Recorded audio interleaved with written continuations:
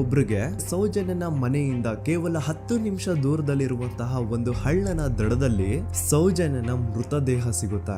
ಈಗ ಸತ್ತಿರುವಂತಹ ಸೌಜನ್ಯನ dead body ಯಾವ ಒಂದು ಕಂಡೀಷನ್ ಅಲ್ಲಿ ಇತ್ತು ಅಂತ ಹೇಳ್ತೀನಿ, ಸ್ವಲ್ಪ ಗಮನ ಇಟ್ಟು ಕೇಳಿಸ್ಕೊಳ್ಳಿ. ಅವಳ ಕೈಗಳನ್ನ ಅವಳದೇ ದುಪಟ್ಟ ಅಂಡ್ ID ಕಾರ್ಡ್ ಇಂದ ಮರಕ್ಕೆ ಕಟ್ಟಿರ್ತಾರೆ. ಅವಳ ಬಾಡಿ ಎಲ್ಲ ನೇಕೆಡ್ ಇರುತ್ತೆ, ಮೈ ಮೇಲೆ ಸರಿಯಾದ ಬಟ್ಟೆ ಇರಲ್ಲ, ಮೈ ಮೇಲೆ ಮಲ್ಟಿಪಲ್ ಕಟ್ ಮಾರ್ಕ್ಸ್ ಇರುತ್ತೆ, ತುಂಬಾ ಜೋರಾಗಿ ಹೊಡೆದಿರುವಂತಹ ಗಾಯಗಳು ಮೈ ಮೇಲೆ ಎದ್ದು ಕಾಣಿಸ್ತಿರ್ತವೆ. ಅವಳ ರಿಪ್ಸ್ ಎದೆ ಭಾಗದ ಮೂಳೆಗಳೆಲ್ಲ ಮುರಿದು ಹೋಗ್ಬಿಟ್ಟಿರ್ತವೆ. And most brutal part is ಅವಳ ಯೋನಿ, ಅವಳ ಏನಿತ್ತೋ ಅದ್ರ ಒಳಗಡೆ 6 ಇಂಚ್ ಮಣ್ಣು ತುಂಬಿರ್ತಾರೆ. ಆ ಬಾಡಿ ಕಂಡೀಷನ್ ನ ನೋಡಿದಾದ್ಮೇಲೆ ಒಂದಂತೂ ತುಂಬಾ ಕ್ಲಿಯರ್ ಆಗಿ ಅರ್ಥ ಆಗುತ್ತೆ, ಅವಳನ್ನ ಯಾರೋ ತುಂಬಾ ಫೋರ್ಸ್ಫುಲಿ ಮಾಡಿ ನಂತರ ನಿರ್ದಯವಾಗಿ ಸಾಯಿಸಿದ್ದಾರೆ ಅಂತ. ಇಲ್ಲಿ ಕ್ರಿಮಿನಲ್ಸ್ ನ ಬುದ್ಧಿವಂತಿಕೆ ನೋಡಿ ಪೊಲೀಸ್ ಅವ್ರಿಗೆ ಏನೂ ಸುಳಿವು ಸಿಗ್ಬಾರ್ದು ಅಂತ ಅವಳ ಯೋನಿ ಒಳಗಡೆ 6 ಇಂಚ್ ಅಷ್ಟು ಮಣ್ಣು ತುಂಬ ಹೋಗಿರ್ತಾರೆ. ಸೊ ದೆನ್ ಪೊಲೀಸ್ ಅವ್ರಿಗೆ ವಿಷಯ ಗೊತ್ತಾಗುತ್ತೆ. ಅವರು ಸ್ಪಾಟ್ ಗೆ ಬಂದು ಸೌಜನ್ಯನ ಬಾಡಿನ ರಿಕವರ್ ಮಾಡಿ ಆ ಒಂದು ಸ್ಪಾಟ್ ನ ಕಂಪ್ಲೀಟ್ ಸೀಸ್ ಮಾಡ್ತಾರೆ.